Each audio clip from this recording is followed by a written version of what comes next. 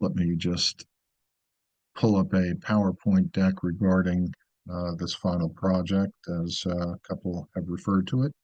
And nobody should sweat or, get agitated over this. I mean, how to, how's that phrase go? Sometimes somebody, will say, well, it's yours to lose and everything. Well, everybody's sitting with an A, so it's yours to lose. So, do well on the project and you have no worries. But anyway, let me pull up a PowerPoint and share it with those of us that are here. I'm recording this just so you know, for those that will not make it this evening, and because at this point it's really obviously voluntary. After Thanksgiving, nobody wants to play, so we we understand that. So let me just pull this up, and this is a PowerPoint that is already. Let me minimize that. Okay. So this is a PowerPoint that is already in contents. So I just want to make sure that we're sending off the same page. Got one email from one of our colleagues asking, a little bit confused about the final project, and we've talked about it a bunch, and mentioned it several times, and did put the PowerPoint up and so on and so forth. But I just want to make sure that we're all singing off the same page. Because life is hectic. We usually, especially if we're carrying two or three other classes, saying, "Oh yeah, what the hell did I have to do for this thing again?" So, in anticipation of that, and in answer to that, question, final deliverable. So what we're doing, and what we'd started to do at the beginning of the semester, was to pick a firm that we were going to track throughout the semester. Now, if we actually really spent the time and did that, and then, as we went along, which, not everybody always does. And look, I sat where you sit, so I can't say that, just because I had the ability to do things like that, that I did it all the time. Like many people, we get caught up in all kinds of things. And so the end of the semester comes and it's one of those, oh, F, now I have to, pull this together. What the heck did I have to do again? So that's what we're discussing tonight. So this PowerPoint is up there if you get confused, but basically it's the firm that you chose for the semester. Now, believe it or not, there were two or three students that just never sent me a firm, which, hey, look, it's okay. I don't take this stuff personally, but you also don't give me the opportunity to sit back and say, geez, maybe you should have chosen a different firm, because some of the information may be harder to get for some firms than others. But, whatever. It's I'm not the choose a firm police or anything like that. So here's the thing, during the semester, and we started off by saying, policy, as much as anything else, is about the quest for competitive advantage. And, we spend a lot of time talking about competitive advantage, which leads us into strategy, which leads us into, strategy formation and formulation and, blah, blah, blah, all this stuff that, seemingly disjointed things that, we spoke about during the semester that now we get to pull together. And so in pulling these things together, there were 12 that I identified, and I mentioned that in previous classes and so forth. So I'll highlight a couple of those this evening. And so when we analyze a firm, analyzing a firm is not, oftentimes we'll take a case, analyze a case, take a movie, analyze a movie. And one of the dangers is there's a tendency to want to retell the story. Well, that's not the point at all. That's not an analysis. We may do a critical review, for example, in leadership of a movie like 12 O'Clock High. But again, we're looking for leadership behaviors there. We're not looking for somebody to retell the story. Well, the story's about this, and this person does that, and that person does this. Well, that's a non-starter. Well, it's kind of the same thing here. When we analyze, oftentimes we try to analyze based on criteria. It's not, a couple of things it's not, but it's not retelling the story. The other thing it's not about, it's a business course, not a psychology course. So it's not about how we feel, and I know that's hard for some people. Well, I want to tell you what I think, and I want to tell you how I feel about this. Well, on the main campus, if you're sitting in Dr. Calathes' class or Dr. Moskowitz's class or something like that, then go for it. Do what you got to do. But here we're not interested in that. Here we're interested in analyzing. And there is also a pretty large difference between analyzing and normatizing. And just to be clear, normatizing means we're injecting our own value system over something else. So that's when we start to use phrases like should or shouldn't or would have been or should have been or and it's we try and overlay everything from our own morality and our own sense of oftentimes indignation about things. That's not what it's about, so it's not about right, wrong, good or bad, because we're not the arbiter of those things. So that's why I use the phrase frequently, and I have this semester. Our job is to analyze, not normatize, not for us to decide what's right and what's wrong.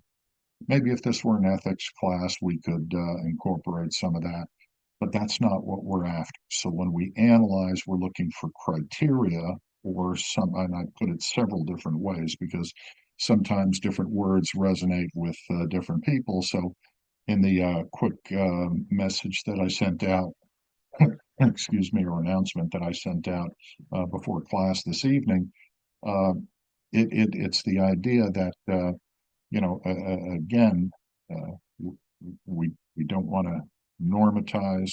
We want to analyze and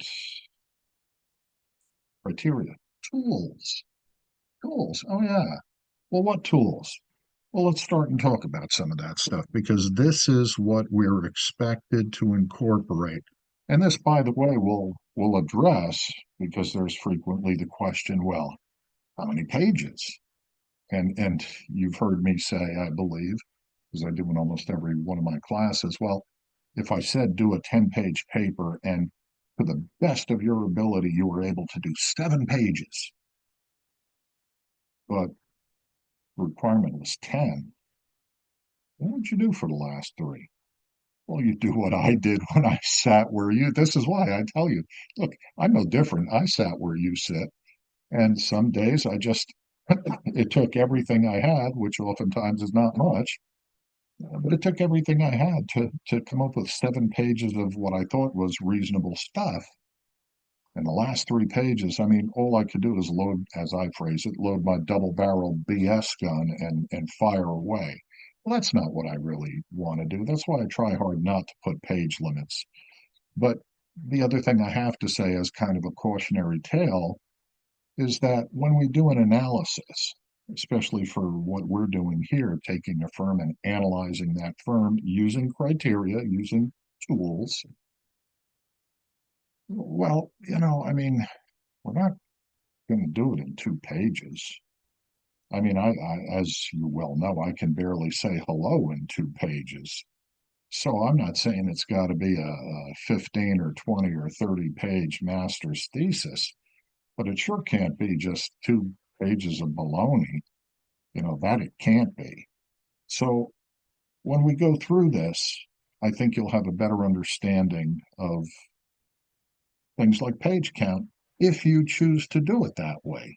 And remember, just in case, because I'm old and senile or getting senile,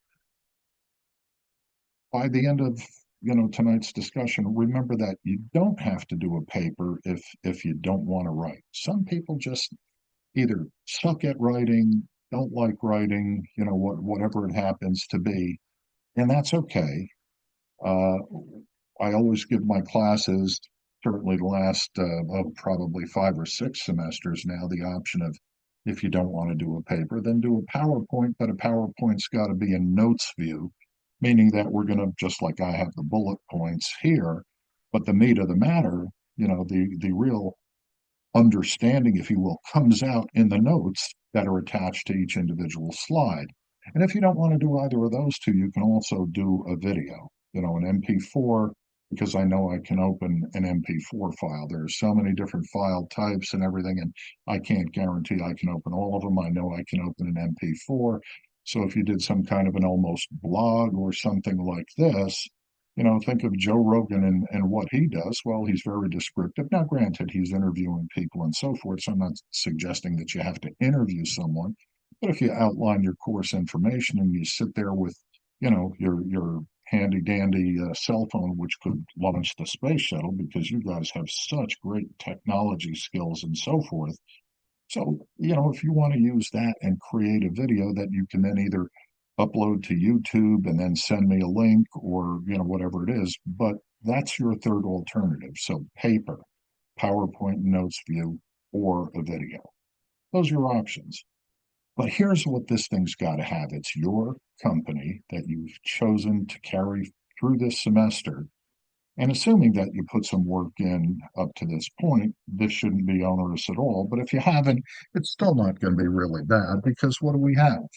Well, we've got about 12 tools to work with. So let's talk about some of them. So the first thing we might consider talking about, whether the firm I chose was Starbucks, whether it was AT&T, whether it was Boeing, whatever it was, is probably the idea of mission and vision.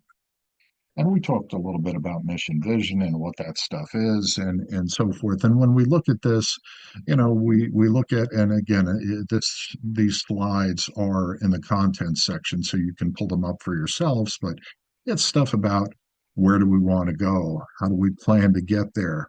How do we know when we've arrived? In other words, how do we measure success, and so forth. And you can, read around the circumference of the circle here. And it's kind of a closed loop in the sense that continuous improvement requires that we go back and we go back and we go back. But mission and vision, and typically we look at vision as being the real lofty, motivating stuff. So if we had arguably a good leader, and again, I wouldn't let you get away with that. So I'm not sure what the metric. Well, that's not true. I am sure what the metrics are for a good leader, but assuming for the moment that I had no clue what a good leader was, well, then, that kind of leaves me out on the back porch. But, assuming for a minute that there was a reasonable leader, a capable leader that could articulate a vision for the firm, that could motivate us, not by threatening us, do this or you're out of a job, but motivate us to really buy into this vision for the firm and what we're going to be, well, then that's probably the kind of thing we want to identify through the firm's vision. And we can get that in a lot of different places. Tipo, We Thais, can get that. tipo, enough for if you want like We can get, okay. But please mute yourself, whomever's cutting in. Thank you.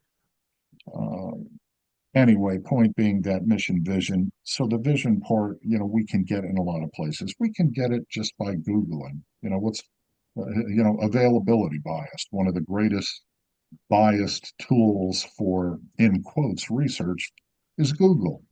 But most of us use it. Why? Because it's easy to access. It's there.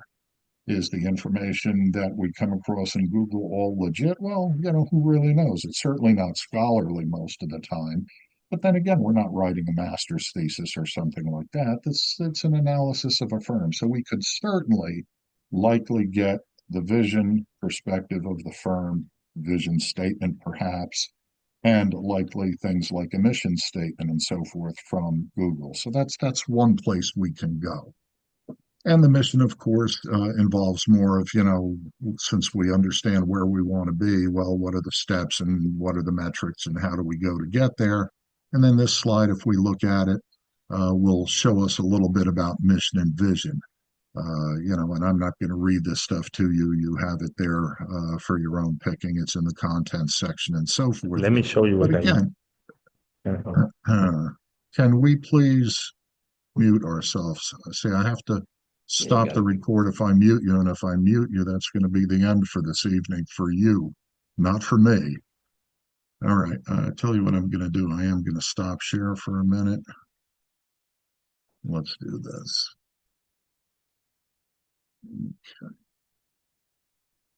Mm,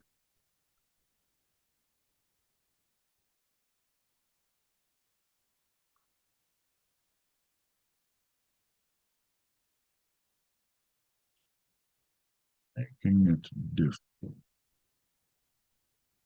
let's do this then. We'll do it this way.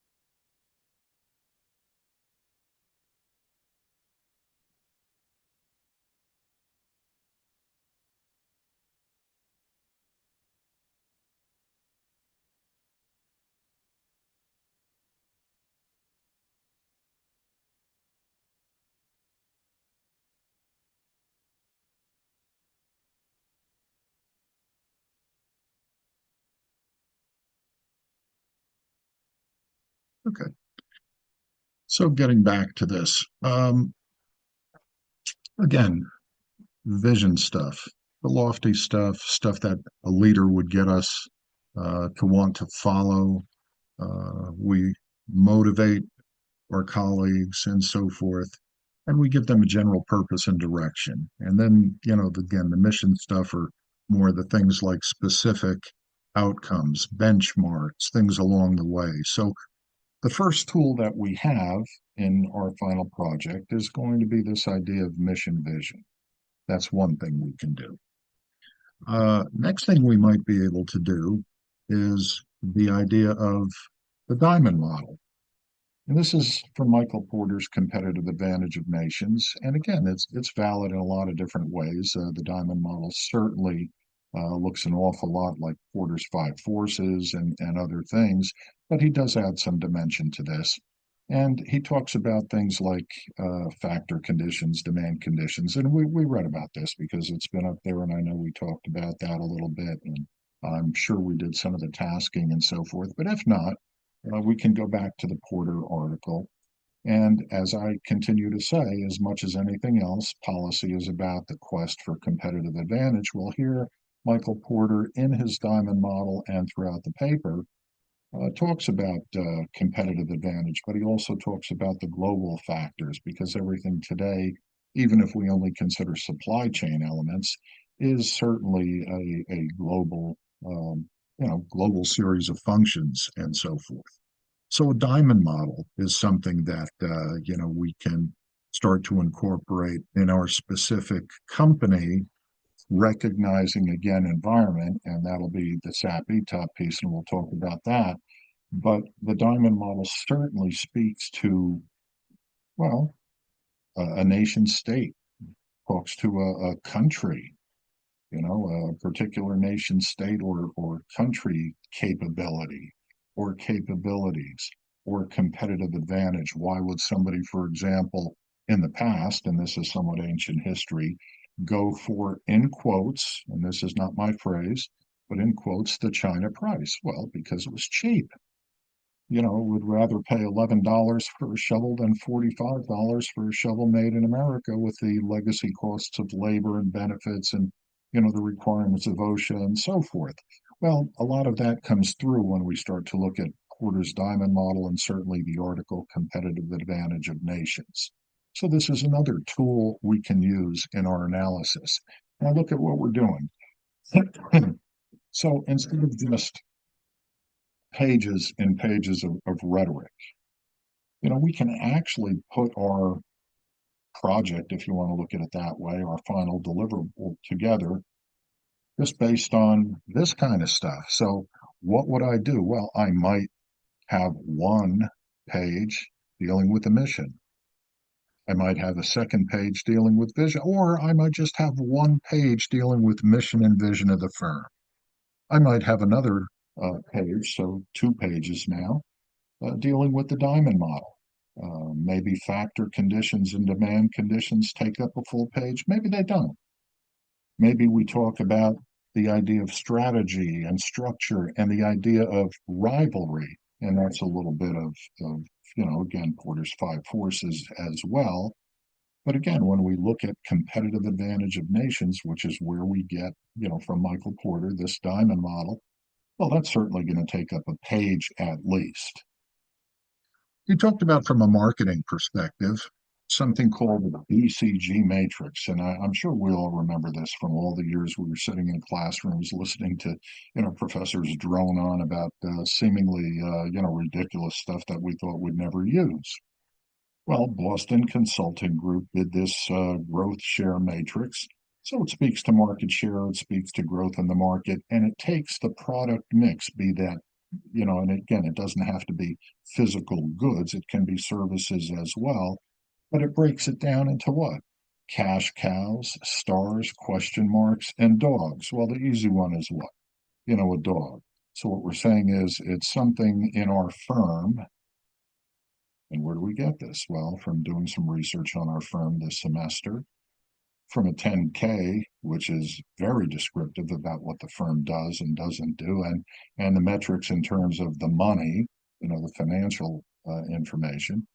But so we know what a dog to the firm is. Well, we have almost no market share and we've got almost no growth prospects. So whatever it is, good or service, we stick it in the category of a dog.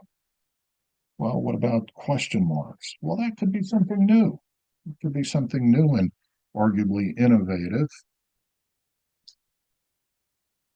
And it could be somebody's great entrepreneurial effort for the firm to deliver something. Well, okay, so we find it either has high growth or high growth potential, but in terms of market share, we don't own a big piece of the pie here.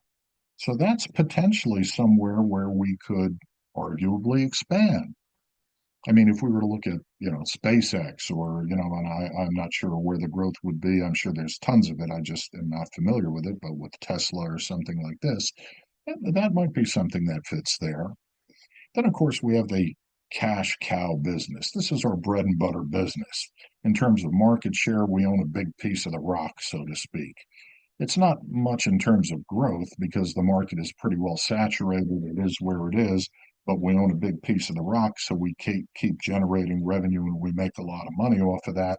And then, of course, the stars that take something like this in terms of market share. So we have an expanding market. We own a big piece of an emerging market, and again, tremendous growth potential and so forth. So anyway, and that's just an abbreviated version of how we can look at some of this stuff. But BCG Matrix is likely a tool that we can use in terms of the firm that we have selected. Okay, do we have to use every one of these tools? No, but look at everybody's basically sporting an A or somewhere thereabouts. So I mean, I would use as much of this as possible. I'm not saying you have to use every single one. If there's one that you absolutely hate and refuse, it's one of those, I'm not doing that. Well, then don't do it. It's not such a big deal. But I wouldn't go missing 3 and 4 and 5 of these things. But again, point being, so if I were going to do some of this, I'm certain I could fill up a page, if not 2 pages, based on a breakdown of this company's deliverables, be they goods or services or both. SAP ETOP. Okay. Strategic advantage profile. The controllables, the internals. We talked about this. The idea that the firm can make decisions that immediately and with great directness impact the strategic profile of the firm. We want to be in this business. We don't want to be in that business. We want to build another facility. We don't want to build. We want to go international. We don't want to go international. All these kinds of things. We want to entertain AI and fire a whole bunch of people. Well, okay. Internal decision making. It's like the strengths and weaknesses of SWOT. We talked about this. The other side is the ETOP side, environmental threats and opportunities profile. Well, that's the environment in which we have to do business. Now, you think there's and we leave politics at the door, but based on the rhetoric and the stuff that's been in the news the last couple of weeks after the election, you have to believe that there are a lot of firms that are sitting back saying, "Oh my good Lord, what are we going to do now?" And one of the targets apparently is John Deere. John Deere purportedly, and I mean I don't know a lot about them, but purportedly a great American brand. Tractors and farming equipment, I guess. What do I know? But apparently, John Deere had decided at some point, look, we're going to manufacture overseas and bring the stuff in because it's cheaper. And if it's cheaper, I can be more competitive in price and yet still hold on to my margins and, blah, blah, blah, blah, blah. Well, one of the environmental, and again, some of the environmental threats and opportunities, economic, political, legal, regulatory, cultural, social, technological, and there are more, but those are some of the biggies.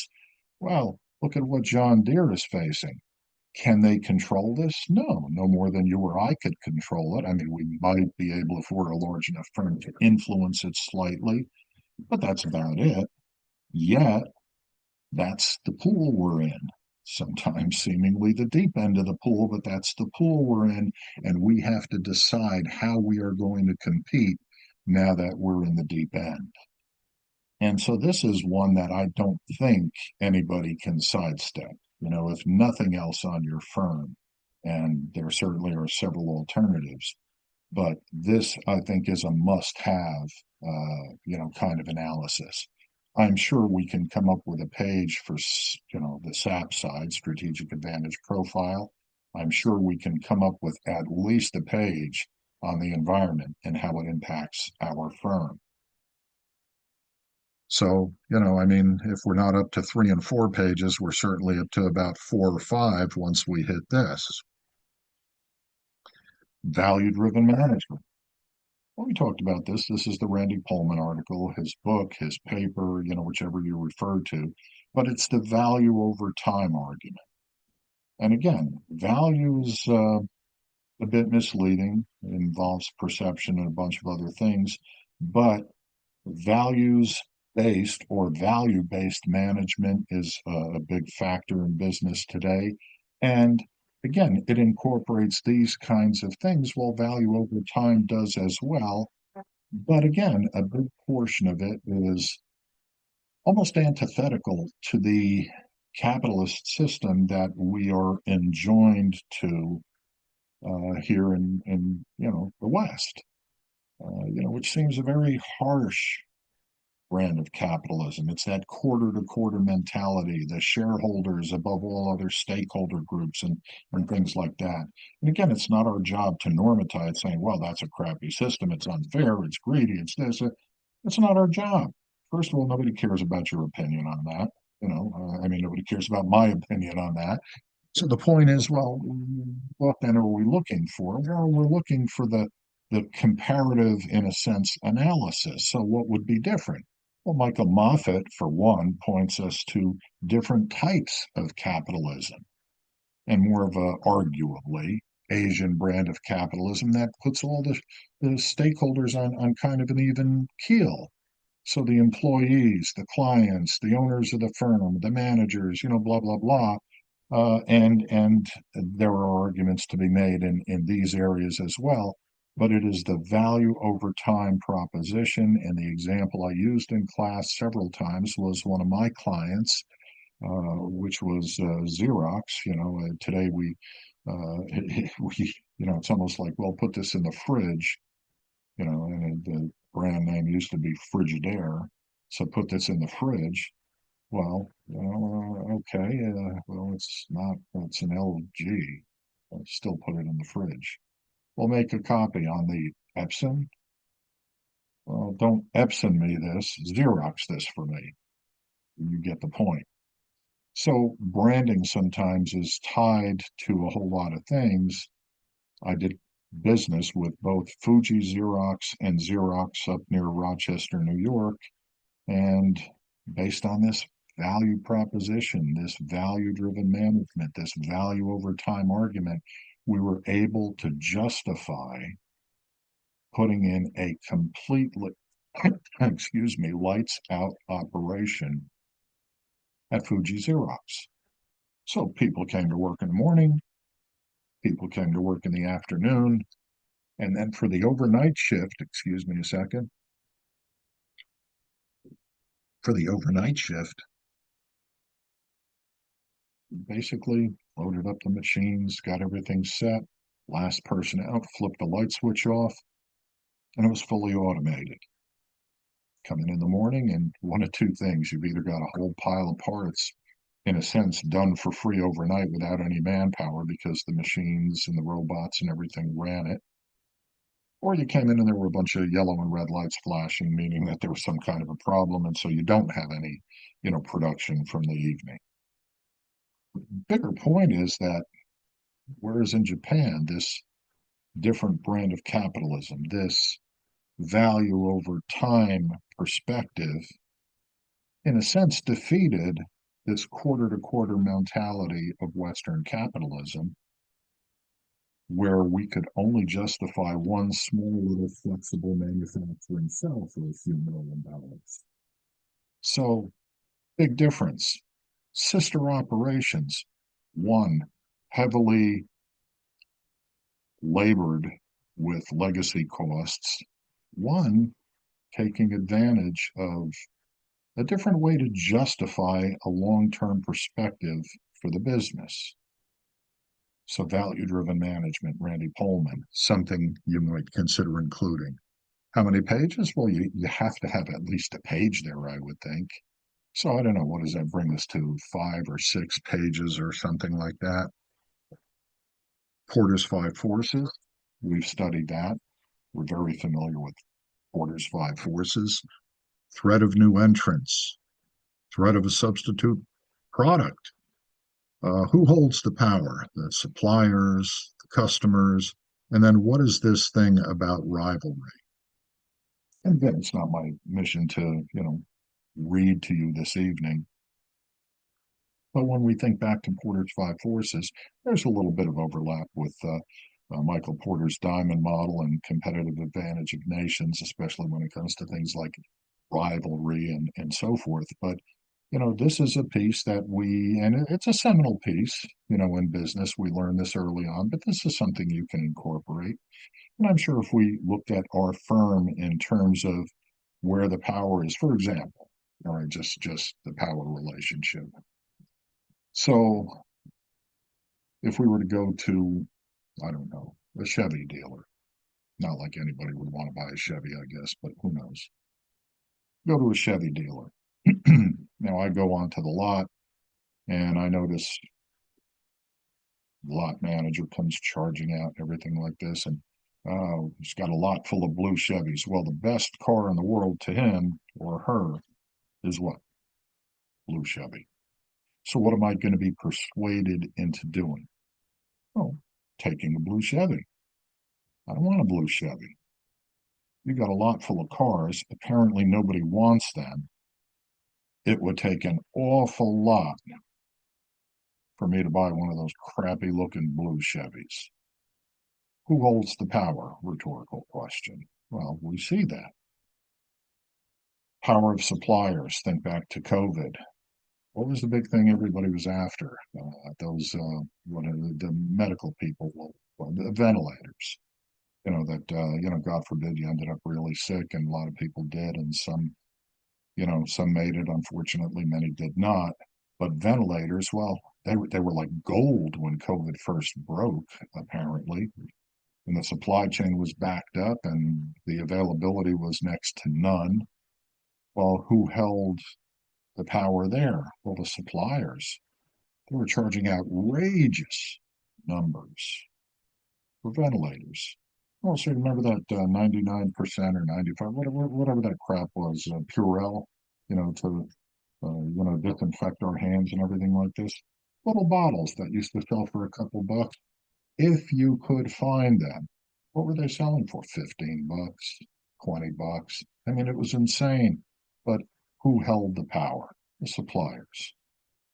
Threat of new entrants? Well, if I build locomotives, there aren't that many companies that I'm worried about. Why? Because there are high costs associated with entry into, this competitive market.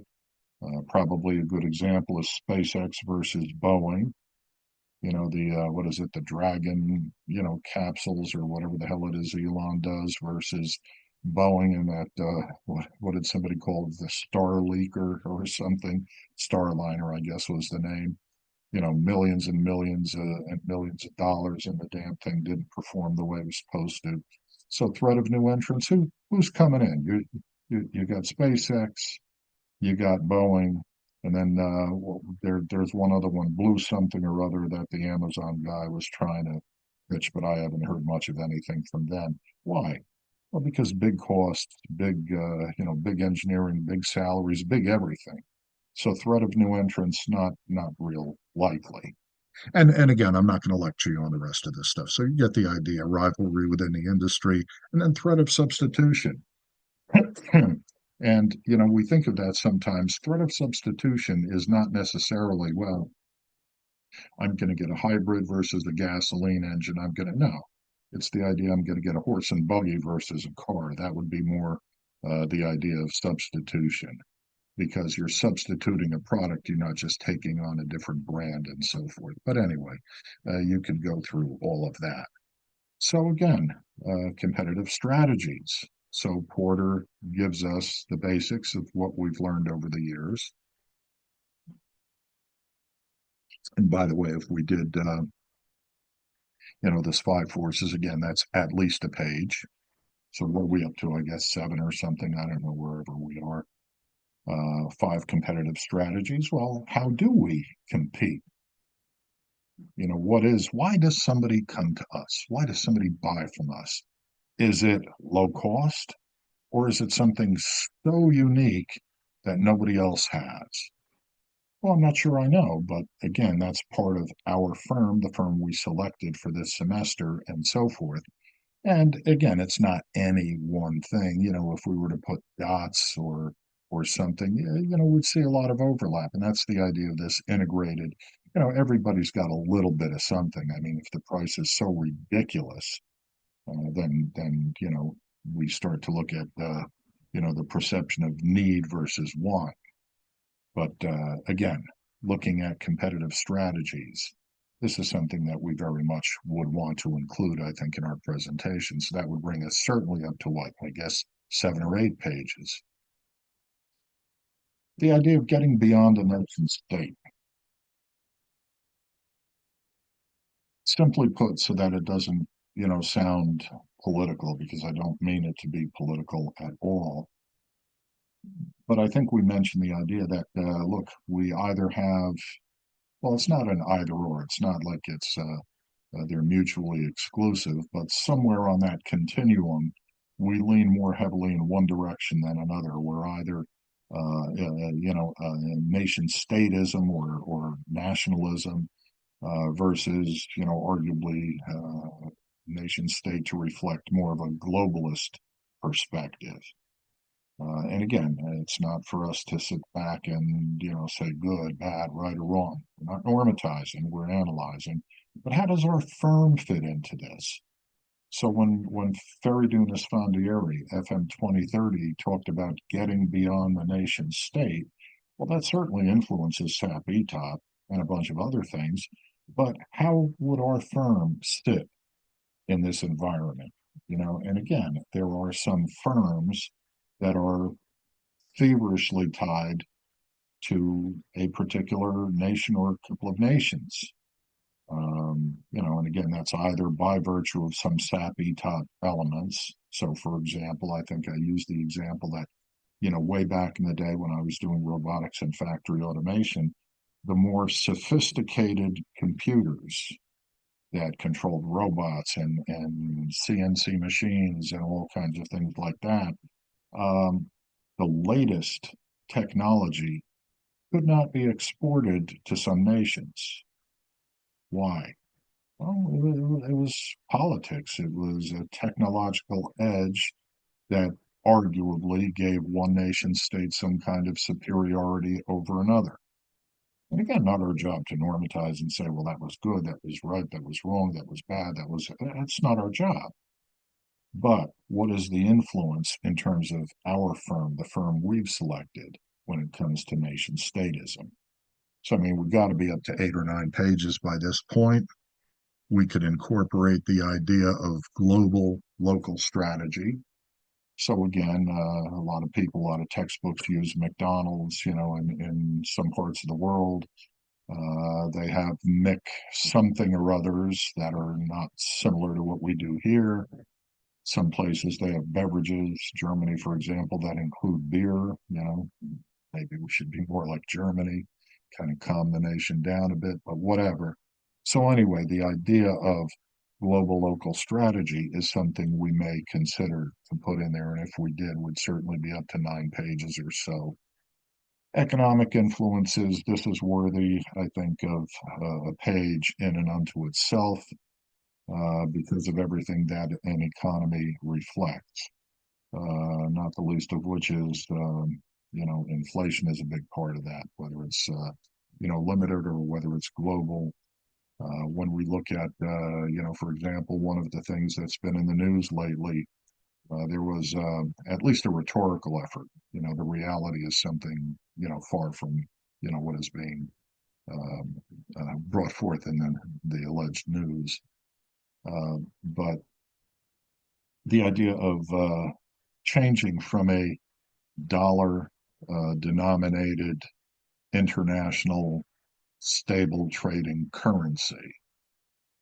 The BRICS we're looking at. Well, we got to get away from the dollar. Well, there's been some political pushback, and as far as the reality of that, again, for a whole lot of reasons, and that's a couple of finance courses. It's not this course.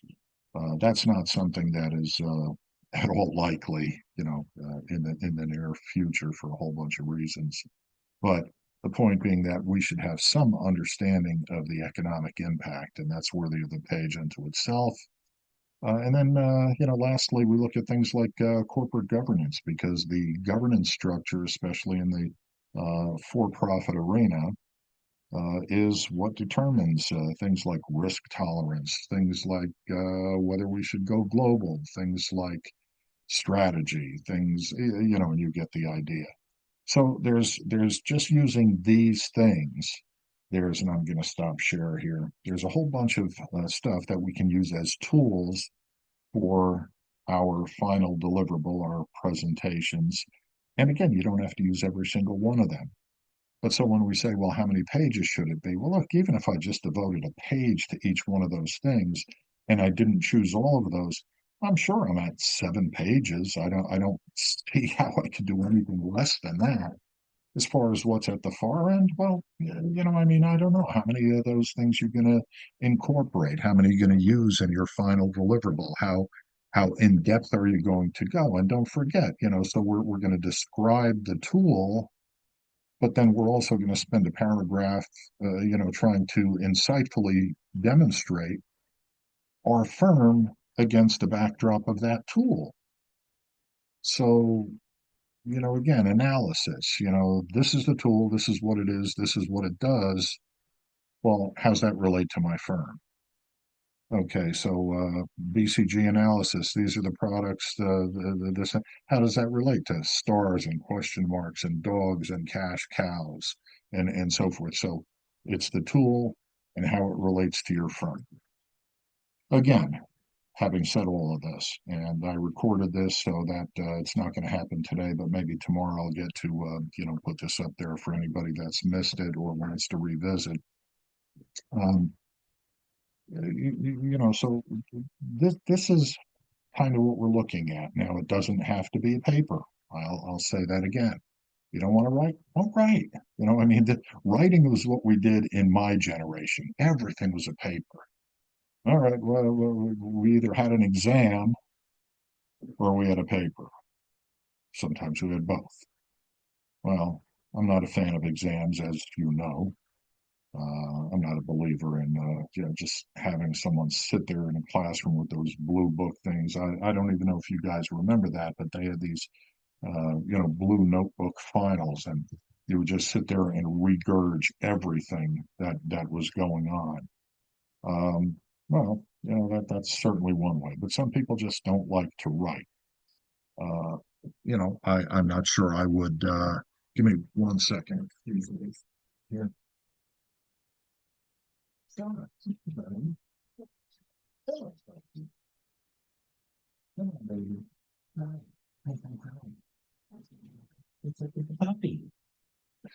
Anyway, sorry, I had to let my puppy in. He's the boss. No, don't go digging around. I let you in. Don't start trouble. He's investigating everything. Anyway, so the point being, okay, good point. Good point. That's good point. So, point being, you don't have to write a paper. You can do the PowerPoint. But if you do PowerPoint, make sure you do it in notes view because you need the detail that you would not put on the slides. Slides have bullet points and a few things, but you need the notes and things like that that are really going to provide the detail that demonstrates you have an understanding or some capacity to be able to integrate and use those things, those tools. And if you don't want to do that, then do a video. I mean, your video doesn't have to be too dissimilar from what we're doing here. Choose to do a PowerPoint and speak over it. That's one way to do it. Choose to hold your cell phone and just talk into it, having your notes over here. That's another way to do it. So you have choices in terms of your delivery mechanism as well. You can write, you can do a PowerPoint and notes view, or you can do a video.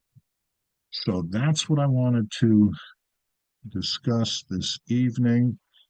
Let me allow you to unmute now. With that, questions, issues, concerns. Is this all on the on Blackboard? Yep. Okay, perfect. Thank you. Oh, okay, yeah. Yeah, you can send it to me. I prefer it as an attachment to an email, but if you want to send it, as an attachment or something to a message in Blackboard, I just don't use Dropbox or anything like that. So, if you're looking for a place to dump it on Blackboard, other than the message board, I wouldn't do it because I'll never get it.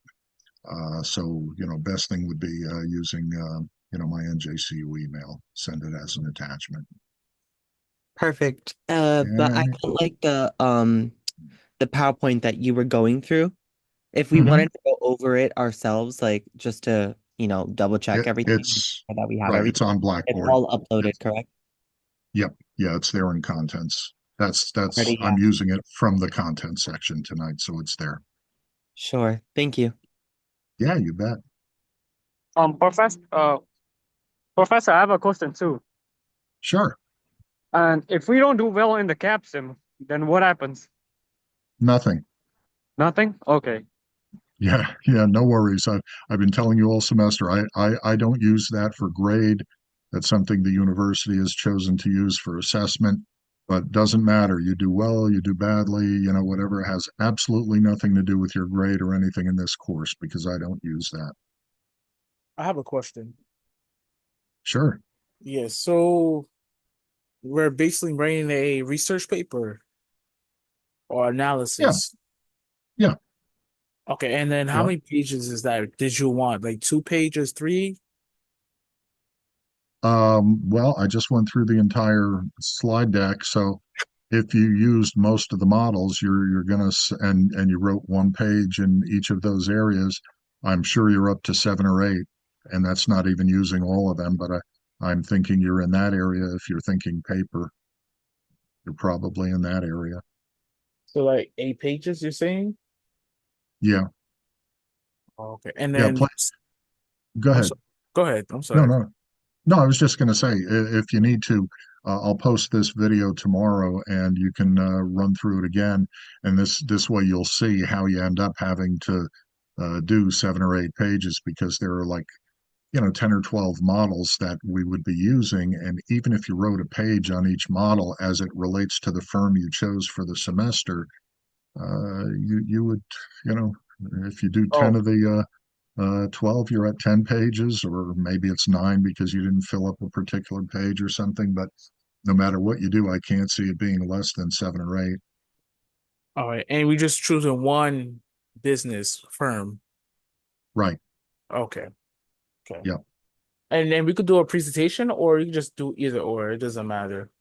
It doesn't matter, whatever you're more comfortable with. I try and make it whatever's better for you. If some people like to write, some people hate to write. Some people like PowerPoint, some people think that's dated technology. So you'd rather do like a video or an MP4. So that's totally your choice, whatever makes life better for you. All right. And then when is this due actually? There are several dates that we floated around and everything. The absolute last drop dead date, period end of discussion is December 23rd. 23rd. Okay. All right. Professor, I Okay. could also through you send you a draft on your Gmail. Yep, absolutely. Happy to look at it. Okay. I'm gonna try. And that's the only thing you're gonna grade from this semester, right? You got it. That's really what's carrying your grade. So you do a good job there. You already know your outcome. Okay. Okay. All right. All right. All right.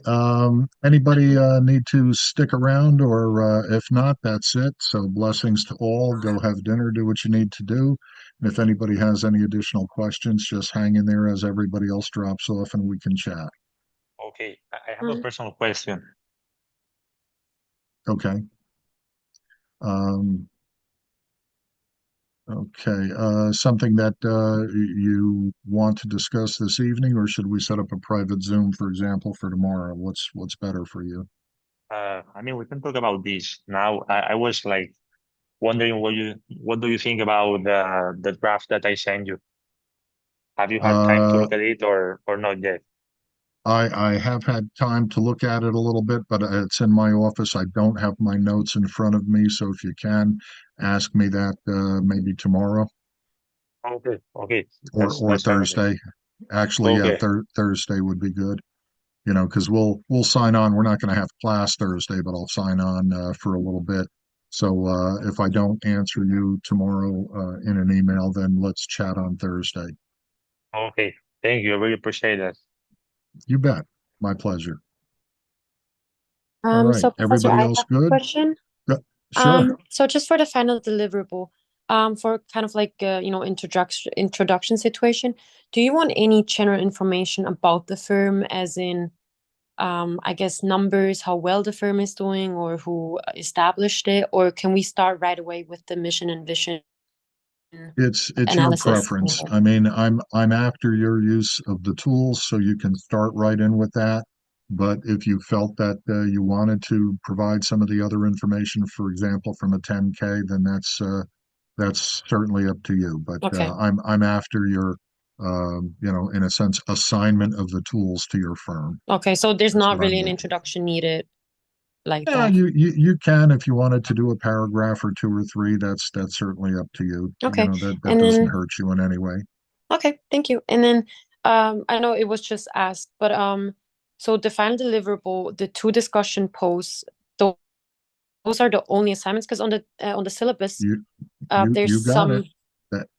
That's right. Okay, and then the CAPSIM, Well, right? We have CAPSIM to do is that. not for There's no way grade. to get out of that.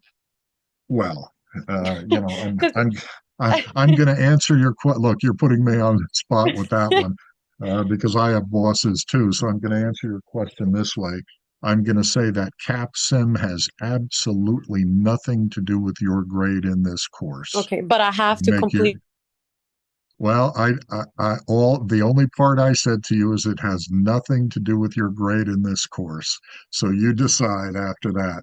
There's nothing that can I'm hurt sorry, you my if you internet do it or broke. you don't do it.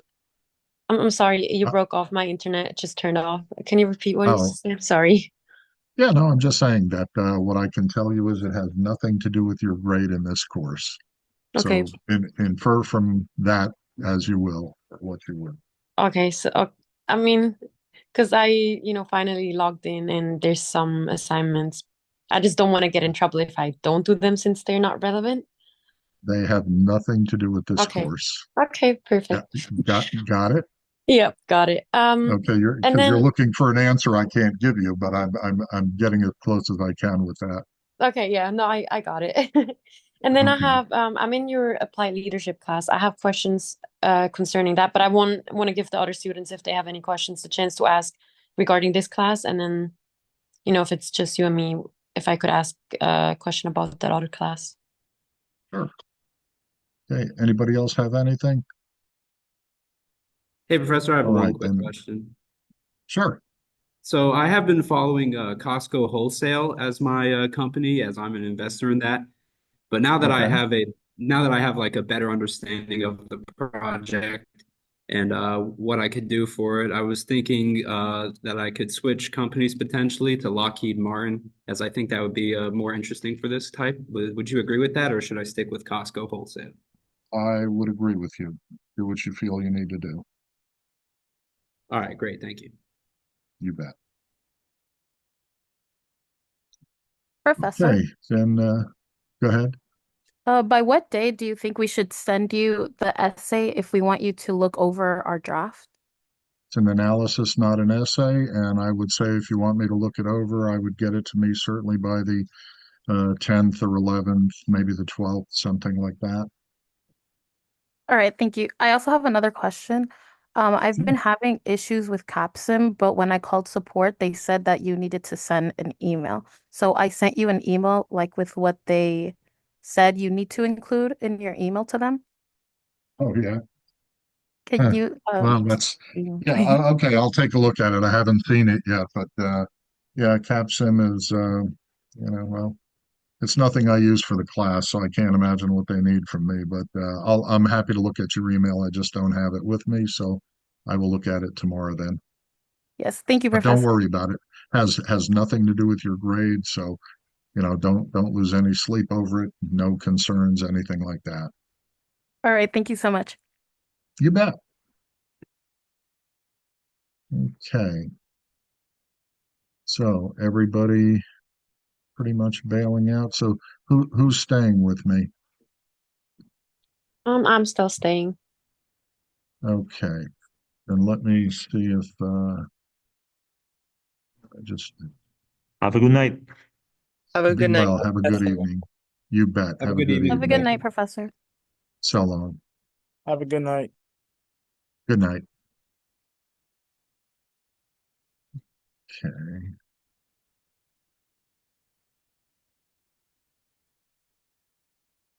All right. So Rachel, just you, I guess. Lamar, you're all set. Thank you.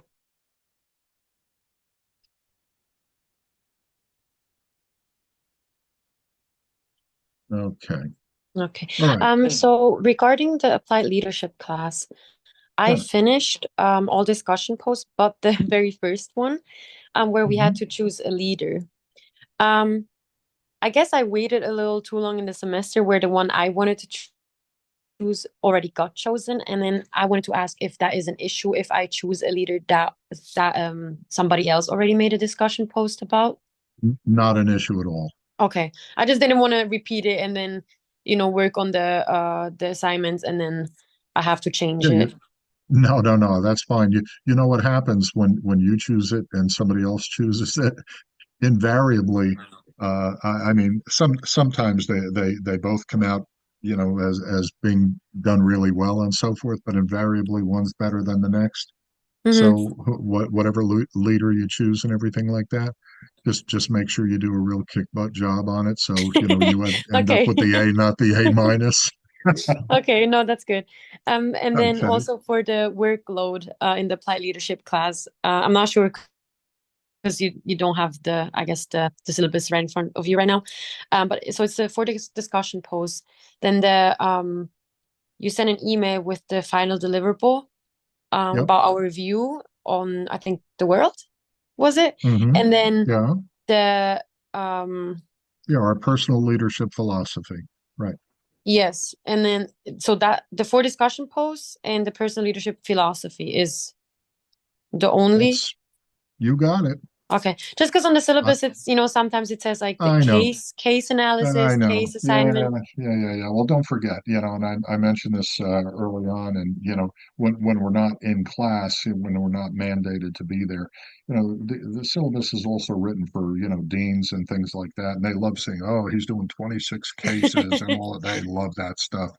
So a lot of it's in the syllabus, but then I usually get around to telling everybody, "Look, here's what we're really going to do." So so Mhm. something like that. Okay, yeah, I just wanted to make sure because that's what I, from the business ethics class, that's how I remember it. Just wanted to make sure that I don't miss any assignment, thinking that I didn't have to do it when I actually had to do it. No, you're all good. Okay, so the discussion post and the leadership philosophy. You got it. Okay, write that down. Okay, and then I'm gonna try to send because I already worked on some stuff, so I'm gonna try to send it to you till the 11th, 12th you said for Yeah. a review, and then so I can finalize it after that. Good. Sounds good. I'll be looking All right. forward to it.